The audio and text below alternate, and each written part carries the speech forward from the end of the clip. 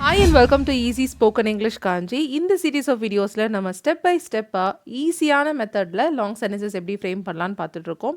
Last வீடியோவில் நம்ம பார்த்த சப்ஜெக்ட் வேர்ப் ஆப்ஜெக்ட் பிளேஸில் ஒரு நவுன் கிளாஸ் போட்டோம் அண்ட் adverb பிளேஸில் ஒரு adverb கிளாஸ் யூஸ் பண்ணி சென்டென்சஸ் ஃப்ரேம் பண்ணோம்.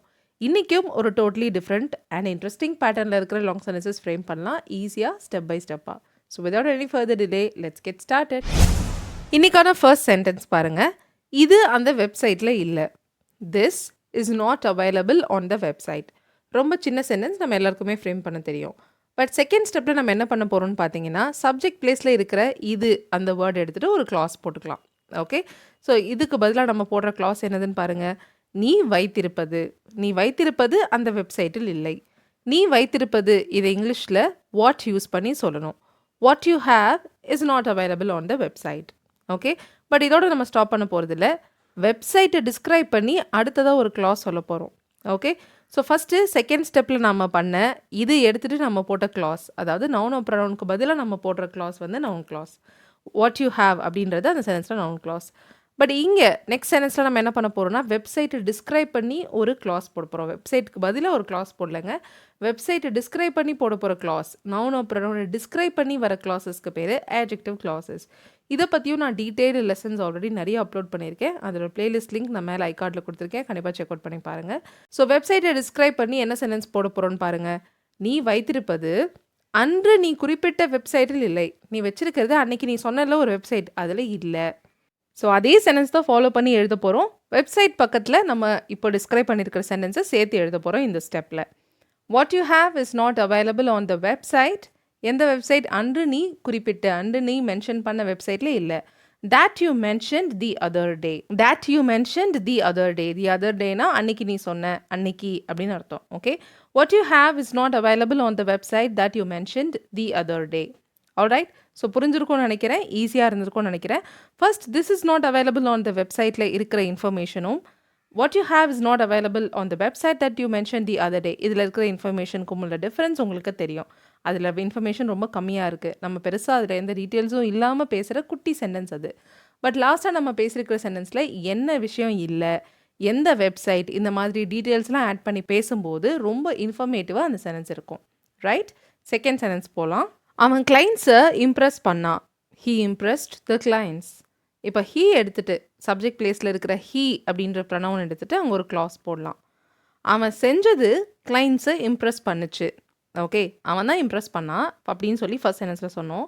அடுத்த சென்டென்ஸில் இன்னும் கொஞ்சம் டீட்டெயில்டாக அவன் பண்ண விஷயம், அவன் செஞ்சது கிளைண்ட்ஸை இம்ப்ரெஸ் பண்ணுச்சு. அவன் செய்தது அப்படின்றது இங்கிலீஷில் அகெயின் வாட் யூஸ் பண்ணி சொல்லணும். What he did impressed the clients. What he did impressed the clients அப்படின்னா என்னது? வாட் ஹீ டிட்னா அவன் செய்தது, இம்ப்ரெஸ் பண்ணுச்சுன்னு சொல்கிறோம். இம்ப்ரெஸ்ட் த கிளைண்ட்ஸ். ரைட், ஸோ இங்கே கிளைண்ட்ஸ் அப்படின்ற ஆப்ஜெக்ட் பிளேஸில் இருக்கிற அந்த நவுனை டிஸ்கிரைப் பண்ணி ஒரு adjective clause சொல்லலாம். அவன் செஞ்சது அவன் மேலே நம்பிக்கையே வைக்காத கிளைண்ட்ஸை இம்ப்ரெஸ் பண்ணுச்சு. ஸோ கிளைண்ட்ஸை டிஸ்கிரைப் பண்ணி நம்ம சொல்லியிருக்கிற சென்டென்ஸ் என்ன? அவன் மேலே நம்பிக்கையே வைக்காத clients. What he did Impress the clients who didn't believe in him. Okay, the clients who didn't believe in him அப்படின்னா அவன் மீது நம்பிக்கை வைக்காத கிளைண்ட்ஸ் அப்படின்னு அர்த்தம். Okay, what he did impressed the clients who didn't believe in him initially or when we started the business. இந்த மாதிரி வேணும்னாலும் ஆட் பண்ணிக்கலாம். ரைட், ஸோ ஃபர்ஸ்ட் சொன்ன சென்டென்ஸ்க்கும் லாஸ்ட்டாக சொன்ன சென்டென்ஸ்க்கும் உள்ள டிஃப்ரென்ஸ் உங்களுக்கு தெரிஞ்சிருக்கும். ஈஸியாக ஃப்ரேம் பண்ணியிருக்கோம். எப்படின்னா ஃபர்ஸ்ட் ஸ்டெப்பில் இருக்கிற ஹீ எடுத்துகிட்டு அங்கே ஒரு கிளாஸ் போட்டிருக்கோம். செகண்ட் ஸ்டெப்பில் இருக்கிற கிளைண்ட்ஸை டிஸ்கிரைப் பண்ணி டீட்டெயில் ஆட் பண்ணுற மாதிரி ஒரு கிளாஸை தேர்ட் ஸ்டெப்பில் ஆட் பண்ணியிருக்கோம். So finally we got a sentence with multiple clauses. Right, all right, let's move to the third one. அது மக்களை குழப்புச்சு. ஓகே, அது மக்களை கன்ஃபியூஸ் பண்ணுச்சு. ஏதோ ஒரு விஷயம் இங்கே கன்ஃபியூஸ் பண்ணுச்சுன்னு சொல்கிறோம். It confused the people. இட்ன்ற இடத்துல ஒரு கிளாஸ் போடலாம். செகண்ட் ஸ்டெப்பில் கம்பெனி எப்படி வேகமாக வளர்ந்துச்சுன்றது மக்களை கன்ஃபியூஸ் பண்ணுச்சு. Okay, how the company grew rapidly confused the people. So இந்த விஷயம் கன்ஃபியூஸ் பண்ணுச்சு. அந்த விஷயம்னு சொல்கிற இடத்துல நம்ம ஒரு கிளாஸ் போட்டிருக்கோம். கம்பெனி எப்படி வேகமாக வளர்ந்ததுன்றது மக்களை குழப்புச்சு. how the company grew rapidly confused the people. So again next ஸ்டெப்பில் என்ன பண்ண போகிறோன்னு உங்களுக்கு தெரியும் இல்லையா? பீப்புளை டிஸ்கிரைப் பண்ணி ஒரு சென்டென்ஸ் சொல்ல போகிறோம். நிறுவனம் எப்படி வேகமாக வளர்ந்தது என்பது முதலீட்டு ஒப்பந்தத்தில் கையெழுத்திட்ட மக்களை இல்லை கையெழுத்திட்டவர்களை குழப்பியது. Okay, how the company grew rapidly confused the people. பீப்புளை டிஸ்கிரைப் பண்ணி வந்திருக்க சென்டென்ஸ் என்ன? இன்வெஸ்ட்மெண்ட் அக்ரிமெண்ட்டில் சைன் பண்ண people, right? People who signed the investment agreement. Okay, how the company grew rapidly confused the people who signed the investment agreement. So first ஸ்டெப்பில் இருக்கிற subject எடுத்துகிட்டு ஒரு கிளாஸ் போட்டோம். செகண்ட் ஸ்டெப்பில் இருக்கிற ஆப்ஜெக்டை டிஸ்கிரைப் பண்ணி தேர்ட் ஸ்டெப்பில் நம்ம ஒரு கிளாஸ் போட்டிருக்கோம், ரைட்? ஓகே, நெக்ஸ்ட் சென்டென்ஸ் போகலாம். இதுதான் கேள்வி. This is the question. அவனுக்கு ப்ரமோஷன் கிடைக்க அவன் என்ன செய்தான்றது தான் கேள்வி. ஓகே, ஸோ இது எடுத்துட்டு அவனுக்கு ப்ரொமோஷன் கிடைக்க அவன் என்ன செய்தான் என்று தான் கேள்வின்னு சொல்லியிருக்கோம். வாட் ஹீ டெட், அவன் என்ன செய்தான் என்பது இல்லை அவன் செய்தது. ஓகே, வாட் ஹீ டெட் எதுக்கு? To get the promotion. அவனுக்கு ப்ரொமோஷன் கிடைக்க அவன் என்ன செய்தான் என்பது. What he did to get the promotion is the question. கரெக்டாக என்ன பண்ண போகிறோம்? கொஸ்டினை டிஸ்கிரைப் பண்ணி ஒரு சென்டென்ஸை சொல்ல போகிறோம். That sentence is called an adjective clause, right? So அவனுக்கு ப்ரொமோஷன் கிடைக்க அவன் என்ன செஞ்சான்ற கேள்வியை தான் அவனை எல்லாரும் எங்கே பார்த்தாலும் கேட்குறாங்க. இப்போ தானே ஜாயின் பண்ணான், அவனுக்கு ப்ரொமோஷன் கிடைக்க அவன் அப்படி என்ன தான் பண்ணான், என்ன அச்சீவ் பண்ணான், இந்த கேள்வியை தான் எல்லாரும் அவனை கேட்குறாங்கன்னு சொல்கிறோம். What he did to get the promotion is the question. கொஸ்டினை டிஸ்கிரைப் பண்ணி வந்திருக்க சென்டென்ஸ் எல்லாரும் எங்கேயும் கேட்குற கேள்வி. That every one asks him everywhere. Okay, that every one asks him everywhere. எல்லாரும் எங்கேயும் அவனை கேட்குற கேள்வி அவன் ப்ரொமோஷன் கிடைக்க அவன் என்ன பண்ணான்றது தான். ஓகே, இல்லை அவன் ப்ரொமோஷன் கிடைக்க என்ன பண்ணான்றது தான் எல்லாரும் அவன்கிட்ட கேட்குற கேள்வி. இந்த சென்டென்ஸில் ஃபர்ஸ்ட் ஸ்டெப்பில் இருக்கிற திஸ்ஸை எடுத்துகிட்டு செகண்ட் ஸ்டெப்பில் ஒரு கிளாஸ் போட்டோம். செகண்ட் ஸ்டெப்பில் இருக்கிற கொஸ்டினை டிஸ்கிரைப் பண்ணி தேர்ட் ஸ்டெப்பில் ஒரு எக்ஸ்ட்ரா கிளாஸ் போட்டிருக்கோம். கரெக்டாக? ஸோ புரிஞ்சிருக்கும்னு நினைக்கிறேன். ஸ்டெப் பை ஸ்டெப்பாக பண்ணிங்கன்னா ரொம்ப ஈஸி. லாஸ்ட் எக்ஸாம்பிள் பார்ப்போம். அவன் எல்லாருக்கும் இதை தெளிவுபடுத்தினான். Okay, he made it clear to every one.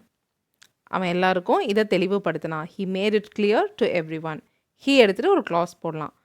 நெருக்கடியின் போது அவன் நடந்து கொண்ட விதம் இல்லை அவன் எப்படி நடந்துக்கிட்டான்றது இது எல்லாருக்கும் தெளிவுபடுத்துச்சு. How he behaved during the crisis made it clear to everyone. என்ன தெளிவுபடுத்துச்சு? ஏதோ ஒரு விஷயத்தை தெளிவுபடுத்தியிருக்கா உங்களுக்கு. எது தெளிவுபடுத்துச்சுன்னா நெருக்கடியின் போது அவன் நடந்து கொண்ட விதம். ஓகே, அவன் அந்த கிரைசிஸ் அப்போ எப்படி நடந்துக்கிட்டான்ற விதம் எல்லாருக்கும் ஒரு விஷயத்தை தெளிவுபடுத்துச்சு அப்படின்னு சொல்கிறோம். கரெக்டாக? நெக்ஸ்ட் சென்டென்ஸில் எவ்ரி ஒன்னை டிஸ்கிரைப் பண்ணி ஒரு கிளாஸ் போடலாம். நெருக்கடி அப்போ அவன் நடந்து கொண்ட விதம் இல்லை அவன் எப்படி நடந்துக்கிட்டான்றது அவனை விமர்சித்த எல்லாருக்கும் ஒரு விஷயத்தை தெளிவுபடுத்துச்சு. இதை தெளிவுபடுத்துச்சுன்னு சொல்லியிருக்கோம். How he behaved during the crisis made it clear to everyone who criticized him. everyone describe பண்ணி வந்திருக்க சென்டென்ஸ் என்ன? அவனை விமர்சித்த அனைவருக்கும், right? made it clear to everyone who criticized him. correct? he made it clear to everyone. அடுத்த சென்டென்ஸில் he எடுத்துட்டு ஏதோ ஒரு விஷயம், அவன் செய்த ஒரு விஷயம். How he behaved during the crisis made it clear to everyone. Last சென்டென்ஸில் எவ்ரிஒனை டிஸ்கிரைப் பண்ணி ஒரு sentence. How he behaved during the crisis made it clear to everyone who criticized him. Alright, புரிஞ்சிருக்கும்னு நினைக்கிறேன். இன்றைக்கி 5 சென்டென்சஸ் இன் 3 ஸ்டெப்ஸ் நம்ம frame பண்ணோம். இது உங்களுக்கு எப்படி புரிஞ்சுது? இதே மாதிரி சிமிலர் எக்ஸாம்பிள்ஸ் நீங்களும் கண்டிப்பாக ட்ரை பண்ணி பாருங்கள். அதில் ஏதாவது உங்களுக்கு கொஸ்டின்ஸ் இருந்துச்சுன்னா please let me know in the comments. Thank you so much for watching this lesson till the very end. I'll see you all in the next video. Till then, take care and bye.